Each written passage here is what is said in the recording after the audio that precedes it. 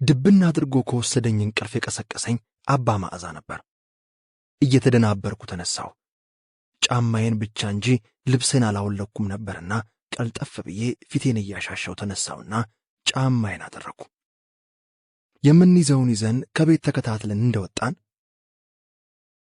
ከገደሉ አፋፍ እስክንደርስ ድረስ መብራት አናበራም፣ ድምፅም አናሰማም፣ በቅርብ እኔን ተከተሉ አሉ ባህታዊ። በዚሁ ተስማምተን መጀመሪያ እርሳቸው፣ ቀጥሎ አባ፣ ከዚያም እኔ ተከተልኩ። እውር ድንብሬን ትንሽ እንደሄድኩ እንቅፋት አነጎደኝ። ነፍሴ በጣቴ ሾልካ ሄደሽ መሰለኝ። ብዬ መጮህ ፈለግኩ። እንደምንም አፍኜ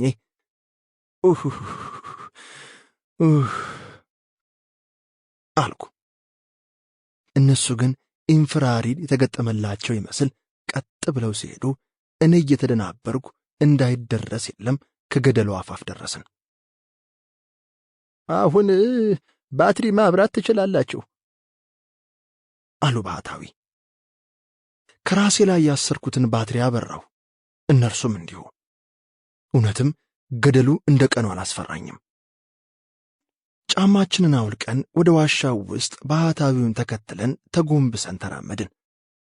በስተግራ በኩል 50 ሜትር እንደተጓዝን ሸለቆ የመሰለ ነገር አገኘን። እሱን ዘለን አለፍንና ቀጥ ብሎ የሚሄደውን ትተን ወደ ቀኝ ትንሽ መስኮት የሚመስል ግን የተደፈነ ስፍራ ስንደርስ ባህታዊ እዚሁ ጠብቁኝ፣ የምንገባው በዚህ በኩል ነው፣ ግን ለመክፈት እኔ እንደገና ወጥቼ ቀን ባሳየዋችሁ በኩል መሄድ ይኖርብኛል አሉና መልስ ሳይጠብቁ እንደ እንሽላሊት ሸር ብለው ሄዱ። እኔና አባ መዓዛ በየራሳችን ዓለም ነጎድን። መብራቱን ሳጠፋው የጨለማው ክብደት የሚዳሰስ ግድግዳ ይመስላል። በተረፈ ጸጥ ረጭ ያለ ነው። ትንሽ ቆይቶ ጉ የሚል ድምፅ ሰማንና ባትሪያችንን ስናበራ ባህታዊ ካሳዩን ስፍራ ላይ በግምት 1 ሜትር በ1 ሜትር ስፋትና ቁመት ያለው መስኮት ተከፍቶ ታየን። በፍቃድ ለቅዱሳን በሰወርከው በዚህ ስፍራ እንድንገኝ የፈቀድክ አምላከ ዘርአ ብሩክ ስም የተመሰገነ ይሁን አለና ወደ መሬት ሰገደ አባ መዓዛ። እኔም ተከትዬ ይህንኑ አደረግኩና በምን ጥበብ ይሁን ከዚያ ሆነው መክፈት ይቻሉ እያልኩ ሳንሰላስል አባ መዓዛ የጂኦሜትሪ ጥበብ ነው አለኝ። ጥያቄን እንዴት እንደተረዳ ባላውቅም ወዲያው ባህታዊ መጡና መግባት እንችላለን ብለው እያማተቡ ቀድመው ገቡ። ተከተልን። የጨለማው ክፍል ወደ ታች የሚያስወርዱ ደረጃዎች አሉት። ባትሪያችንን እንዳበራን ደረጃውን መውረድ ጀመርን። ቀዝቃዛ እርጥበት በተሞላው ዋሻ ቁልቁል በወረድን ቁጥር እጅግ የሚከብድ ግርማ አለው። ለጊዜው ያላወቅኩት ግን ደስ የሚል ሽታ አለው። የአየሩ ሽታ ደስ ይላል አልኩ ቀስ ብዬ። መዓዛው ከመዓሊብ ዘእጎልት ነው አሉ ባህታዊ ወደ እኔ ዞር ብለው። እንደ ጊደር ወተት ነው ማለታቸው ነው። ወዲያው ቅድም ያላወቅኩትን ሽታ እኔም ተረዳሁት። በቃ ወዲያው ታልቦ የመጣ ትኩስ ወተት ነው የሚሸተው። ደረጃውን ወርደን ስንጨርስ ረግረግ ይገኛል። ከረግረጉ መካከል አካላቸው በከፊል ረግረጉ ውስጥ የሰመጠ የተወሰነ ክፍላቸው ደግሞ ከረግረጉ በላይ በግልጽ የሚታዩ 3 ጥቋቁር ድንጋዮች አሉ። ከ3ቱ ድንጋዮች ባሻገር ሽቅብ የሚፈላ ውሃ ይታያል። ወደ ላይ ይወጣና በተቃራኒው በኩል እንደገና ወደ ዋሻው ውስጥ ተወርውሮ ይገባል። እጅግ ብዙ ውሃ ነው። ባህታዊ በተዘጋ በሚመስለው ድምፃቸው ወደኛ ዞር ብለው አባቶቻችን እንዳስረዱን ይህ ግዮን በቀጥታ ከኤደን ገነት ተነስቶ ጉዞን ጨርሶ የመሬት ገጽ ላይ የሚወጣበት ስፍራ ነው።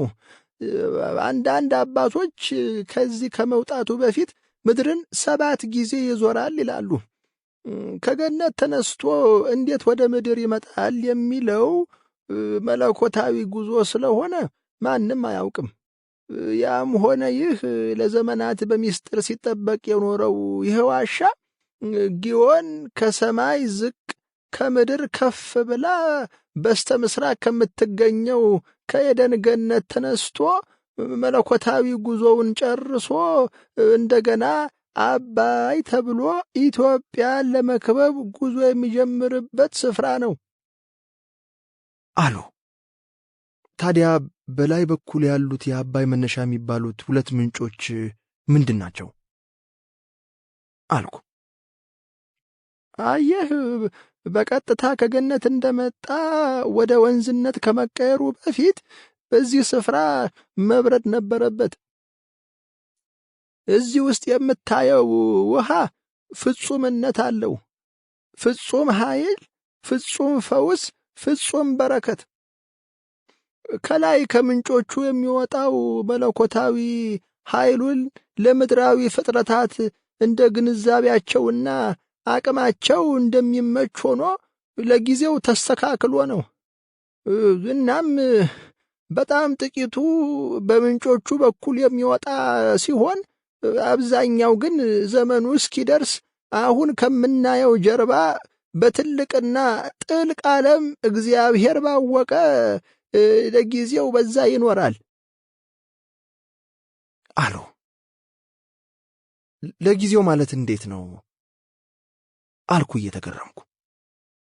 የግዮን ውሃ ከነሙሉ ኃይሉ ወደ ምንጮቹ የሚለቀቅበት የተስፋ ዘመን ስላለ አሉ። መቼ ነው ይሄ ዘመን? አልኩ። የግዮን ወንዝ ኢትዮጵያን ሁሉ ይከባል የተባለው ቃል ኪዳን ሲፈጸም አሉ። እንዴት? አልኩኝ። ግዮን ከዚህ ወጥቶ አባይ ተብሎ የኢትዮጵያን መሬት ሰንጥቆ አፈር ማዕድናቱን ተሸክሞ ቃል ኪዳናችንን ይዞ ነው ወደ ሱዳንና ግብፅ የሚሄድ። እንደ ታላቁ መጽሐፍ ቅዱስ ቢሆን ኖሮ ግን ከዚህ ወጥቶ ኢትዮጵያን ሁሉ መክበብ ነበረበት አሉ ባህታዊ። ያማ እንዴት ይሆናል?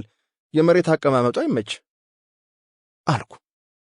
አየህ፣ ትልቁ ችግራችን ያ ነው አሉና እስራኤላውያን ማርና ወተት የምታፈስ አገር ትወርሳላችሁ ተብለው ከነዓን ሲደርሱ የጠበቃቸው ግን ደረቅ ምድር ነበር።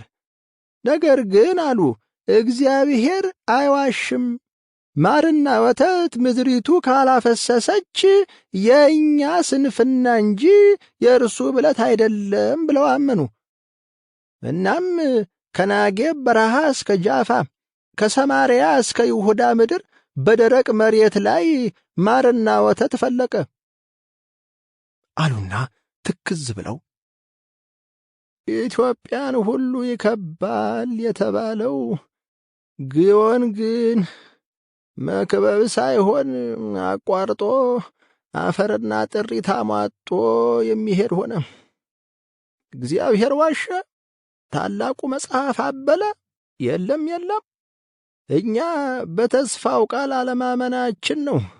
ከገነት ወጥቶ ኢትዮጵያን ሁሉ ይከባል የተባለውን ዘንግተን አንቀላፍተን ውሃውን ቁልቁል እንዲሄድ መፈቀዳችን የመንፈሳዊ እሴት ዝለት የወለደው የሥጋ ስንፍና ያመጣው ነው።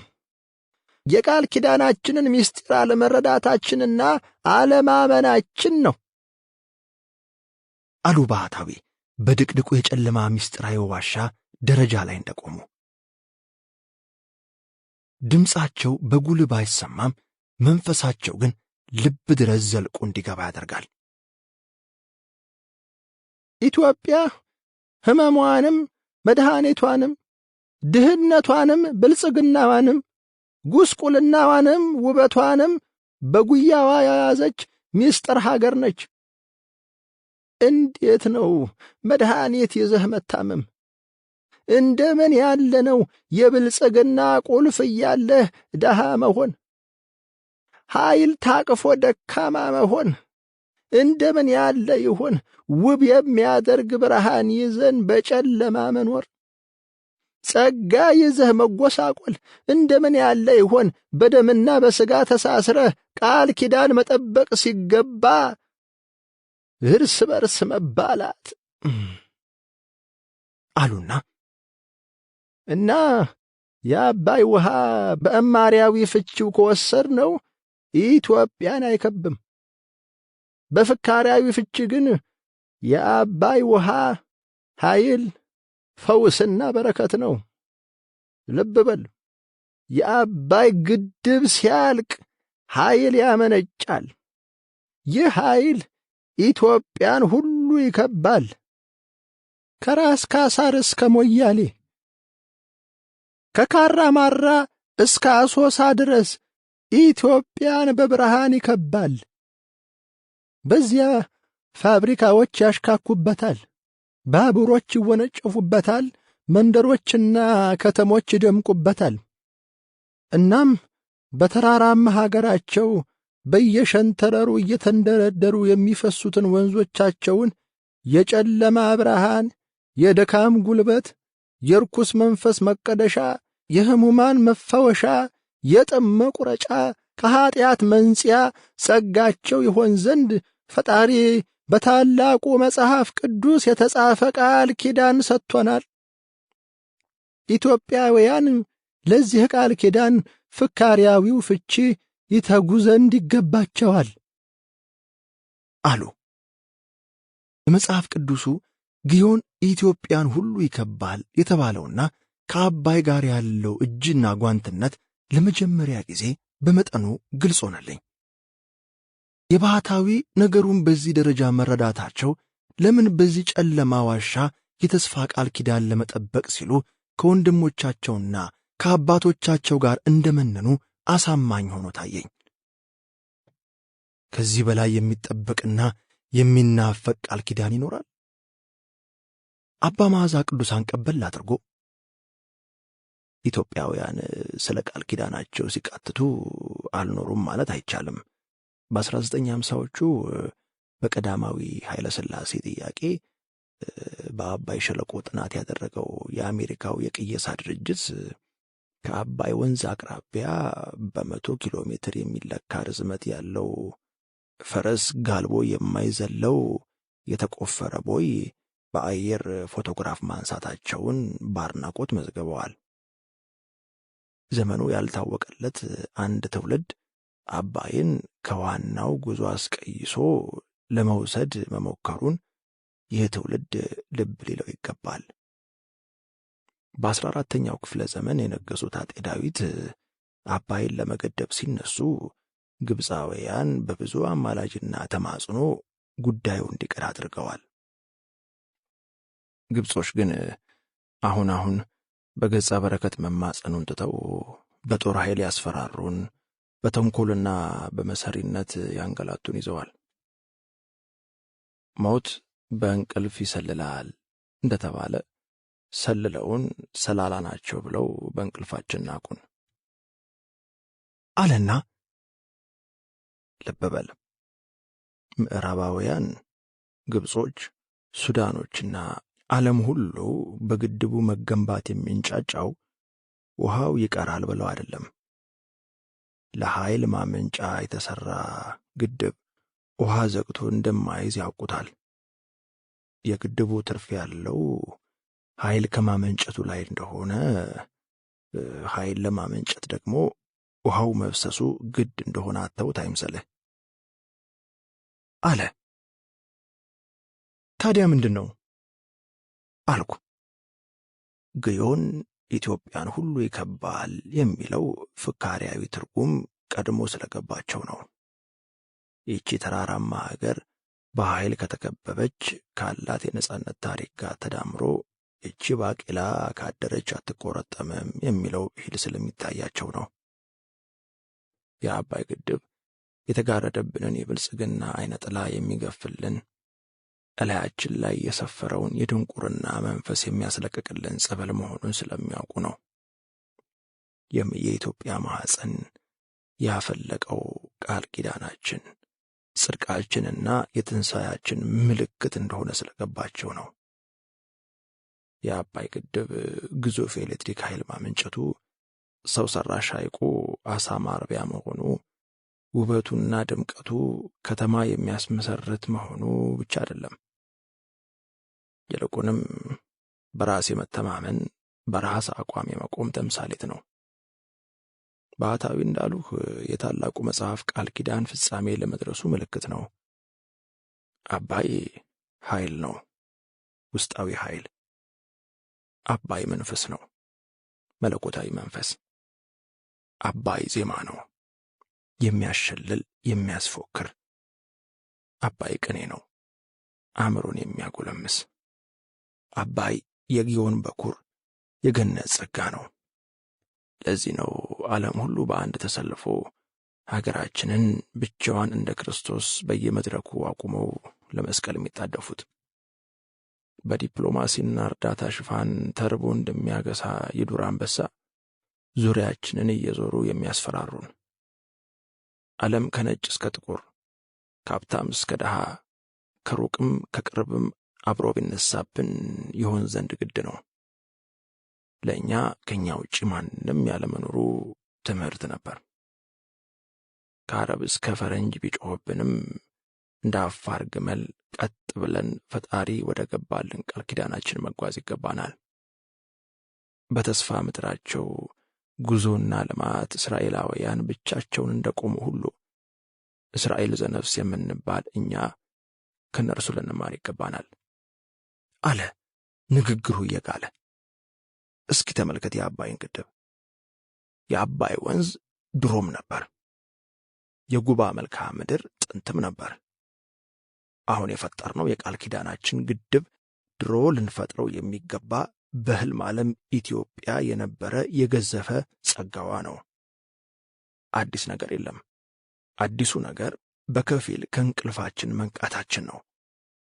ግን ልብ በል፣ ብዙ ያልተሰሩ ግድቦች፣ ያልወጡ ማዕድኖች፣ ያላለማነው መሬት፣ ያልገነባናቸው ውብ ከተሞች፣ ያልተጠቀምንባቸው ጭንቅላቶች አሉ። ውብ ሐውልቶች፣ ግሩም ሕንፃዎች፣ አስደናቂ ድልድዮች አልተገነቡም። ቱባው ባህላችን መች ተመነዘረ? ሙዚቃችን መች ተቀነቀነ? ከውብ መልክዓ ምድራችን የተቀዳ ስነ ቃል፣ ተውኔት፣ ፊልምና ድራማችን የት አለ?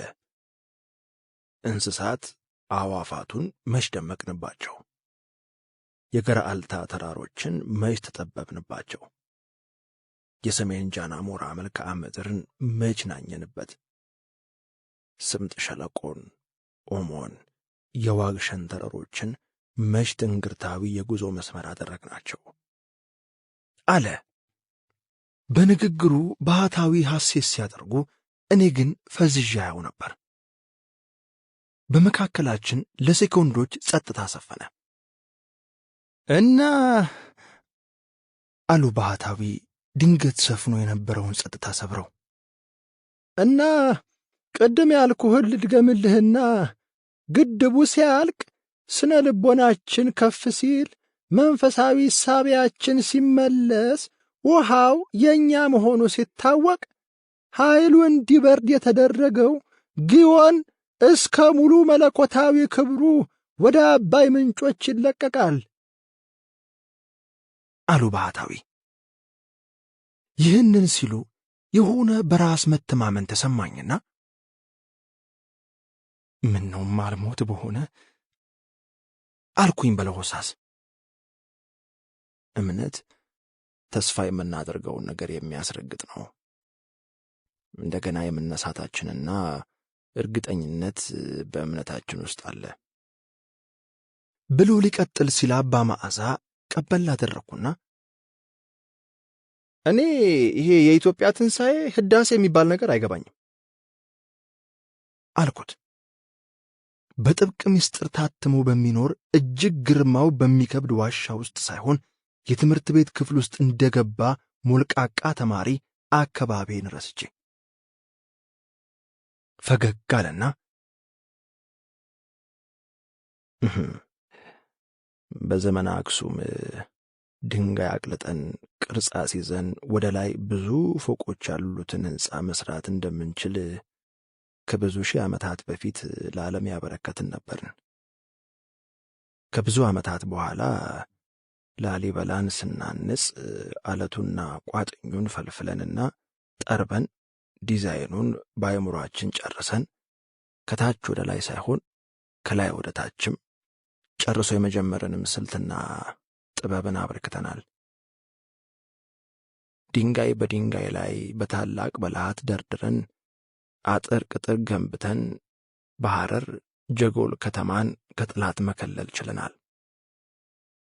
ከ500 ዓመታት በኋላ ኖራ አብኩተን በእንቁላል አብላልተን ድንጋዮችን ሰብስበን ቅርጽ አስይዘን ቤተ መንግሥት፣ ድልድይ፣ ውሃ ማቆሪያ የመስራትን ጥበብ አበርክተን ነበር።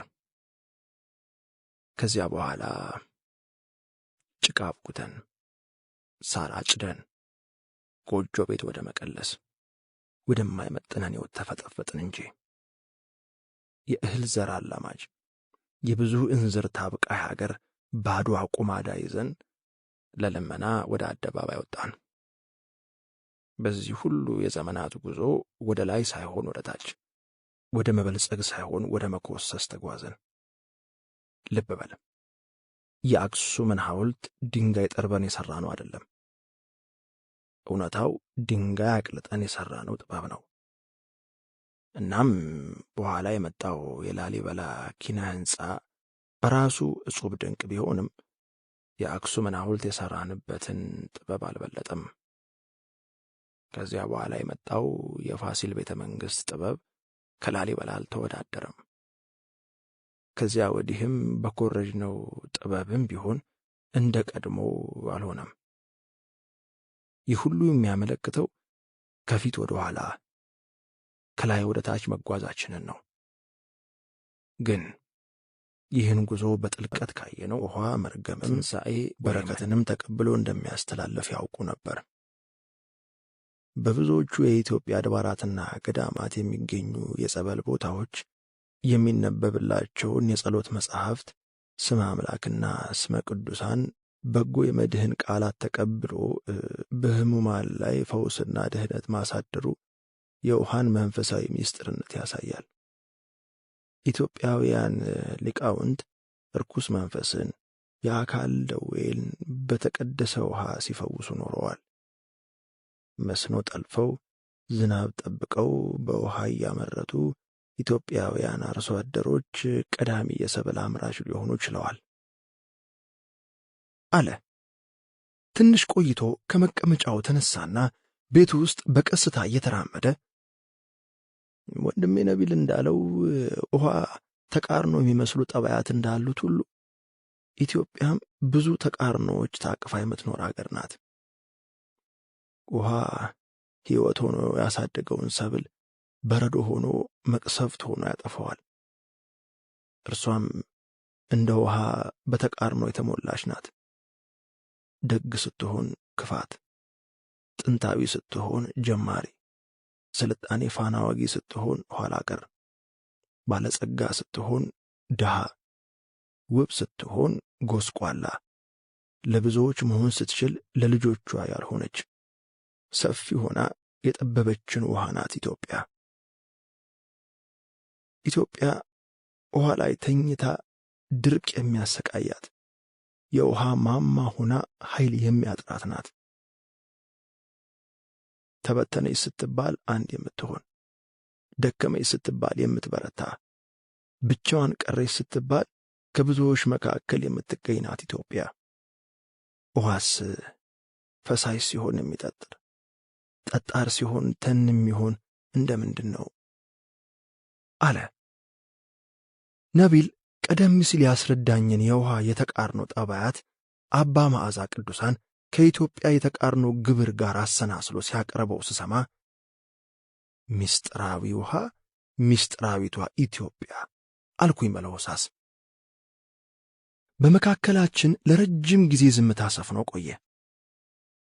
ልንገረው ወይስ አልንገረው እያልኩ ከራሴ ጋር ስታገል ቆየሁና ነቢል እኮ ስለ እብነ ኩህሉ ሚስጥርም ነግሮኛል አልኩት። ምን ነገረ? አለ ብዙም ባለመደነቅ። ለሕመም ፈውስ ከመፈለጉም በላይ ለትልቅ ሚስጥራዊ ዓላማ እንደሚፈለግ ነገረኝ አልኩት። ምን አይነት ሚስጥር? አለ አሁንም ባለመገረም። ሚስጥር ያለ ሲመስለኝ መቃተት፣ የደረስኩት ሲመስለኝ የበለጠ ማነፍነፍ እንደምፈልግ ያውቃል። እብነ ኩህሉ ከተገኘ ፊሎዞፊካል ሜርኩሪ ማለት የፈላስፎች ሜርኩሪን ማግኘት እንደሚቻል፣ በመጨረሻም ፊሎዞፊካል ስቶን ወይም እብነ ፈላስፎች የተባለው እንደሚገኝና ያ ከተሳካ ደግሞ የጥበብ ቁንጮ ተገኘ ማለት ነው አልኩት። ሚስጥሩን ደርሼበታለሁ እንደማለት ኮራ ብዬ። ዝም ብሎ አዳምጦኝ ሲያበቃ ቆየና በተመስጦ ሆኖ ትኩር ብሎ ይመለከተኝ ጀመር። እየተበሳጨብኝ ይሁን እያዘነብኝ ስላልገባኝ ውስጥ የተረበሸ። ባይሆን አለ በምንኩስና ቆቡ ስር እጁን ሰዶ ራሱን እያሻሸ። ባይሆን ከቃረም ካይቀር ነገሩን ከውጭ የተኮረጃ አታስመስለው። ከጅረቱ ሳይሆን ከምንጩ ከሆነ ፊሎዞፊካል ሜርኩሪ ሳይሆን ባዜቃ፣ ፊሎዞፊካል ስቶን ሳይሆን እልመቂልጦስ ብለህ ያዘው